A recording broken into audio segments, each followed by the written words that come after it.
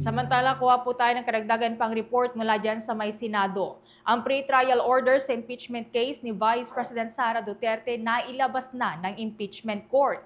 Kumuha pa tayo ng dagdag na detalye dyan sa pag-uulat ni Bombo Angelo Aganon. Bombo Genesis Bombo Ever, kinumpirma ni Senate Secretary at tumatayong impeachment clerk of court Attorney Renato Bantu Jr. na inilabas na kahapon at naipadala na ang pre-trial order para sa impeachment case ni Vice President Sara Duterte sa parehong panig ng House Prosecution Panel at Defense Team sa pamamagitan ng email at susunod naman ay ipapadala ang hard copy. Nauna nang sinabi ni Bantog na target ng impeachment court na dapat mailabas ito noong Lunes o ngayong Martes, ngayong Linggo upang hindi mantala ang July 6 impeachment trial proper.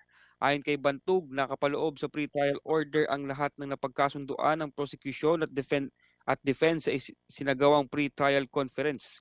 Kabilang dito ang stipulation of facts na hindi na pagtatalunan ng magkabilang panig, listahan ng mga testigo, schedule ng paglilitis at iba pang procedural matters na magsisilbing gabay sa takbo ng impeachment trial. Matapos mapadala sa magkabilang panig ang pre-trial order, pareho namang mayroong 3 araw ang House Prosecution Panel at Defense Team para magsumite ng kanilang mga komento. Kapag natanggap na ng impeachment court ang mga ito at may makitang mga kamalian, maaari umanong maglabas ng corrected pre-trial ang korte. Narito pakinggan natin ang mga bahagi ng pahayag ni Atty. Renato Bantog Jr. Essentially, ang magiging laman nun, kung meron bang napagkasunduan yung mga partido during the pre-trial conference, pagdating sa facts, witnesses, trial dates, etc. No?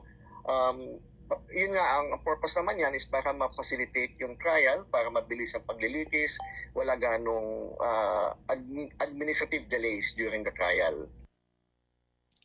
Samantala, Bombo Genesis, Bombo Ever, kahapon na nakipagpulong na ang Senado sa mga media, kabilang ang Bombo Radio Philippines para sa paghahanda ng setup ng coverage sa impeachment trial ng Vice Presidente.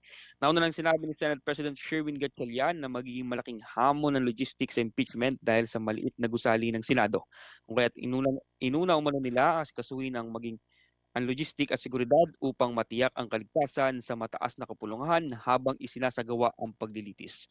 Kaugnay nito, sinabi ni Gatchalian na sinisikap ng pamunuan ng Senado na ma-accommodate ang lahat ng dadalo sa impeachment trial, maging ang mga mamamayan na nais manood sa paglilitis matapos gawin itong maging bukas sa publiko. Bombo Jello?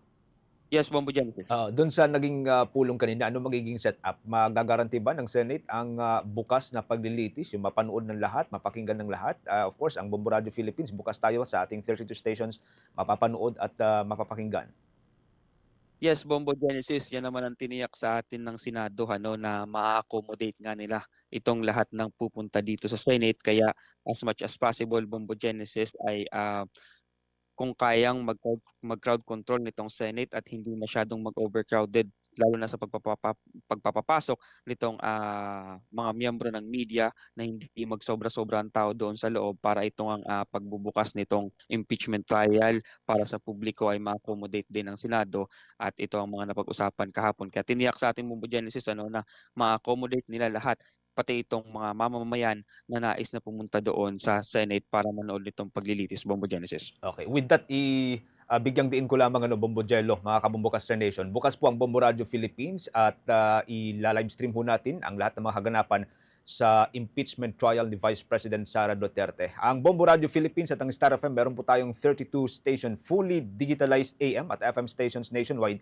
na pwede po ninyong subaybayan mga kabombo. And of course, magsasagawa din po tayo ng mga special coverage kasabay pa rin po ng nakatakdang pagsisimula nga ng impeachment trial laban sa pangalawang Pangulo. So abangan po ninyo mga kabombo ang kabuuan po ng ating coverage dito, special coverage at ang mga regular program ng Bombo Radio Philippines ng Star FM. Maraming salamat Bombo Jello, ingat ka dyan sa Senado.